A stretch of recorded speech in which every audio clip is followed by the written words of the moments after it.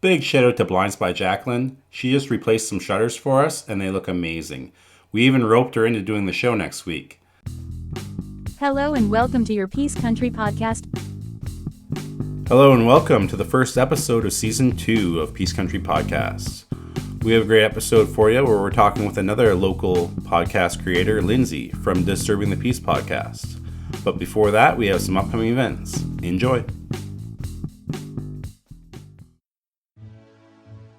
Cats and coffee are my two favorite things. Come to Whiskers Cafe for the coffee and stay for the cats.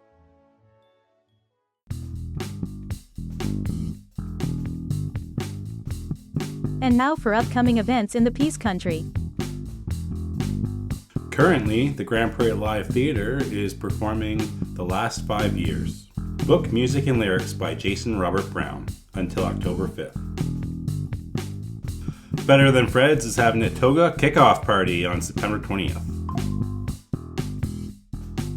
Prayer Hands will be performing at the Lion's Den on September 21st with Joe Fresh and Delight. Chris Devious will be at the Industry on September 28th. The 30th annual GP Women's Show will be happening at the Bonnets Energy Center from October 18th to the 20th.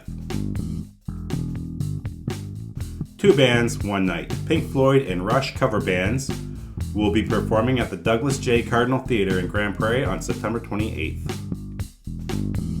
Rolling right into October. The Jackpot Event Center will be hosting Soundcheck, Grand Prairie's annual music contest, on October 5th.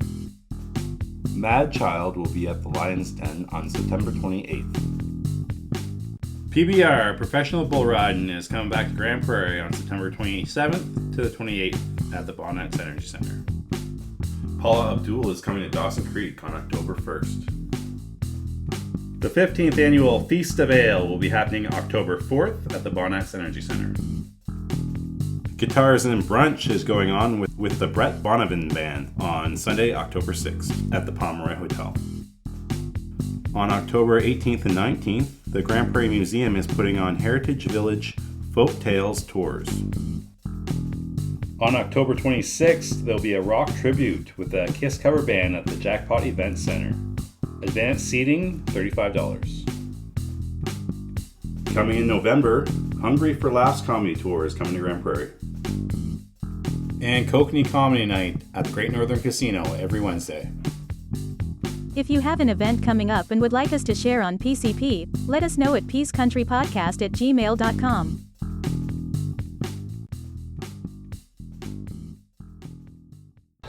Peace Country Podcast has a challenge for you.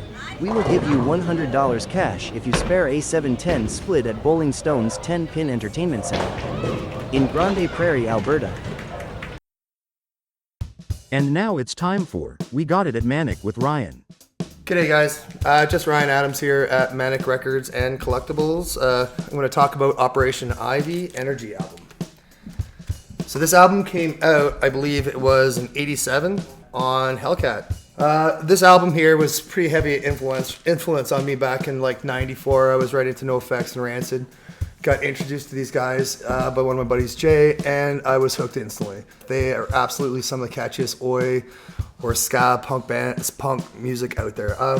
I can't really explain much more than how much love I have for these guys. They're pretty much only around, I think, for like a year. But yeah, if you haven't heard of Operation Ivy, you should definitely check them out. If you're a Rancid fan, highly suggest them. Check out Operation Ivy and the album Energy. And we got it at Manic Records and Collectibles, located in the Prairie Plaza next to Audio Concepts. And now for the Peace Country Spotlight. Alright, we are here at M3M Studios with the creator of another local podcast, Disturbing the Peace, Lindsay. Welcome. Hello. Thank you very much for having me. Yeah, thanks for coming. Yeah. So, tell us, when did you first start listening to podcasts? Listening to podcasts, I'd say like maybe I had one or two that I listened to like prior to COVID, but wasn't really into them until COVID lockdown, where you're like, I gotta do something else. other than watching TV. So what am I going to do that I can still, walk around the house, clean, watch the kids, that kind of stuff. And that was stick a headphone in and listen to a podcast. So what are your favorite podcasts to listen to? I have many. I listen to quite a few.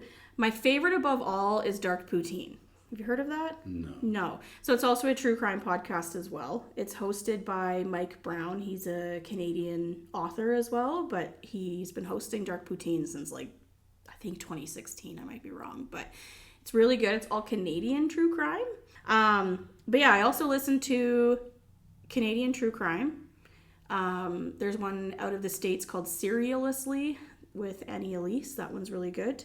The Last Podcast on the Left, the Tony and Ryan podcast, for some comedy, and then many others. Just depending on what the subject matter is, my feed will give me true crime that maybe I haven't listened to before, but those are the ones that I listen to mostly. Oh, wow. Yeah. So you're really into the true crime. Yeah. It's a big genre. It's huge. Yeah. Why do you think it's such a big genre? Yeah, I think that's a great question because it definitely is probably in the realm of podcasting. What you're going to find the most of is the true crime stuff. I think a lot of it's about a fascination with human nature. How do these kinds of things happen? What's the psyche of someone who does, horrible things to people? It keeps you on the edge of your seat. It also creates conversations about safety, our criminal justice system.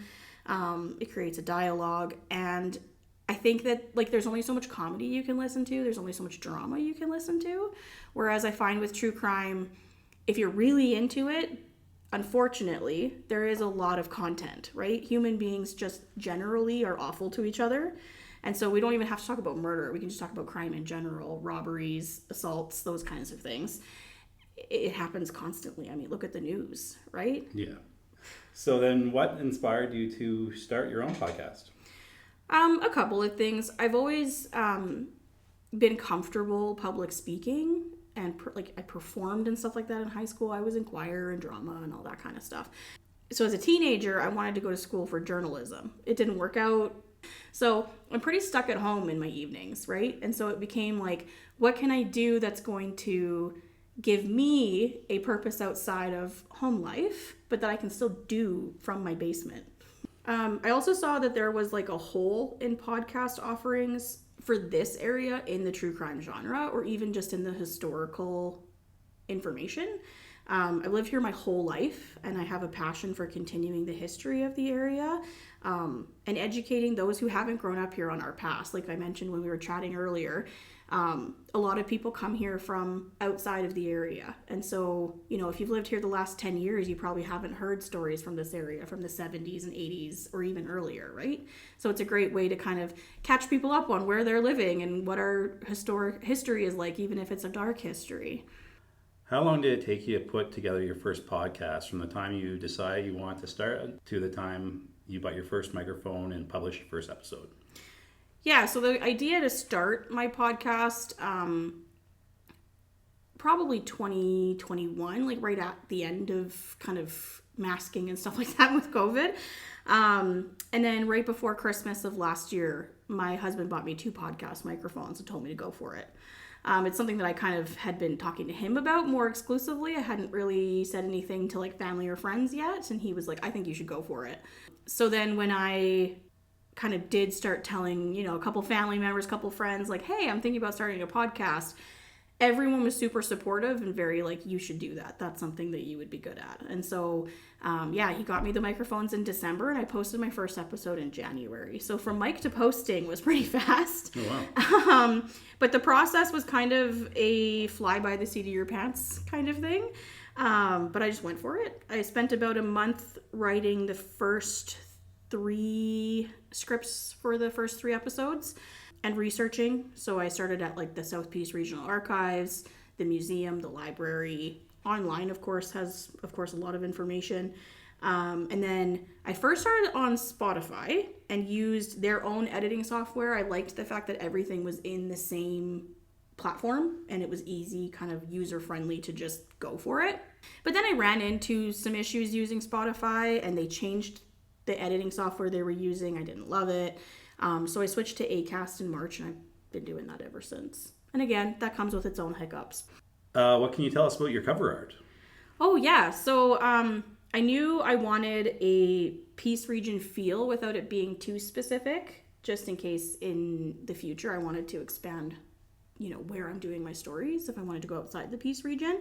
I was originally hoping for, this was a little pie in the sky, but I was originally hoping to have like a Canada Goose, wearing a balaclava, holding a pocket knife. But that was kind of hard to pull off, and I didn't have the investment at the time to like hire a graphic designer to make it for me. So then, kind of brainstorming with my husband about ideas, we came up with the idea for the buffalo. I like the symbolism for the area because it is very kind of like Peace region area. But the buffalo also in a lot of indigenous cultures is a symbol of respect. And I liked that idea as well as that symbolism because I want to show respect to the victims, the families, and the people affected by these stories. How much research do you do before an episode, and how long does that take? Yeah, that's a really good question too. So it kind of depends on the subject matter and how easily findable the subject matter is. So for stories that are, I would say, prior to the 1980s, it's a little bit more difficult. There's less available research online. So in that case, you're going to things like the archives and making appointments. You're going to the library and trying to find stuff. So I'd say depending on the story, it takes about, I'd say 2 weeks of reading and researching and making outline notes, and then another 2 weeks to kind of write. I hate calling it a script, but that's really what it is. So to write the script, record and post, probably about another 2 weeks. So each episode is about a month of work, but I'm usually working on 2 or 3 episodes at the same time. What is your favorite experience so far involving your podcast? There's definitely been a few. I don't know if I could pick a favorite. I think if I had to pick, I'd probably say hosting the podcast panel at GrandCon with Ming Chen. And then I also heard from one of the family members of an episode that I did that while they don't want to be involved and they don't want to be named and that kind of stuff, that they're very proud of the job that I did. I told the story well, I honored the victim, and that was nice to hear. Oh yeah, that'd feel really good. Yeah, it did. And it's from one of my favorite episodes too, so that's kind of cool. What is your least favorite part about podcasting? Editing. I'm not sure, or I'm not very good at audio editing. I'm still learning, so sometimes it can be the bane of my existence. Yeah, it just takes reps. It does, yeah. What is your favorite episode you've done so far, and why? Yeah, so in terms of sweat equity, probably episode 2 of the first season. It actually is in 2 parts, so there's a part 1 and a part 2 of that episode. I'm proud of how well researched it was, not to toot my own horn or anything like that, but I think my favorite episode other than that is probably episode 10, which actually one of my friends co-hosted with me, and it was really fun. The subject matter wasn't quite as dark as some of the other ones. That's the Bigfoot one. Yes. Yeah. We had lots of fun doing that one. And I also met a really great guy from the museum that helped me with it. So I think that's probably my favorite episode. Yeah. How do you see the future of your podcast? Hopefully total global domination. No, I'm just kidding. That's a good goal. That's a good goal. I'd love for it to grow across the Peace Country. Of course, that's what every podcast is looking for, is audience growth. I've already started making headway with some previous public appearances, and I have some more to come as well. So, it's starting to gain some momentum. But yeah, I would like to see it be grow the audience, because I think the Peace Country is pretty big, and I'd like to see more people listen to it and get that historical information. What advice would you give someone thinking about starting their own podcast? So actually I was asked this question at GrandCon too, and my answer was just do it. There's quite a few platforms to offer in terms of being able to be on that platform for the hosting, the distribution, the editing. It can all be done in one place. It's super easy to get started, especially with smartphones. I mean, you don't even need a mic these days. Your smartphone has a voice recorder that works pretty well. I've had some mic issues and I've used my phone instead, and I can't really tell the difference in the audio. And just want to mention too that Mariah at M3M Studios rents everything as well as the space. She does, yeah. She actually she lended me some Rode microphones that are more like the portable clippable ones, so you can do an interview. And yeah, I've been in her space a few times for the creative networking mixers and stuff, and she's fantastic. And what she's offering the community in terms of like people being able to launch their own projects in the creative space is incredible. Yeah, for sure. All right. Well, thanks a lot. Appreciate taking the time and tell us all about your podcast. Thanks for having me. And look forward to the rest of season 2. Yeah, thank you. Me too. Thanks again. Thanks.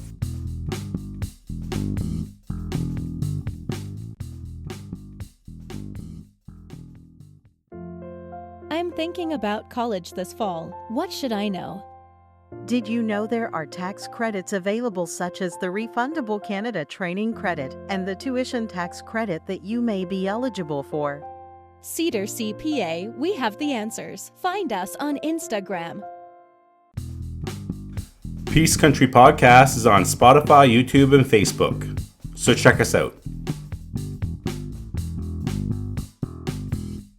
This podcast only works because you listen. So thank you for listening.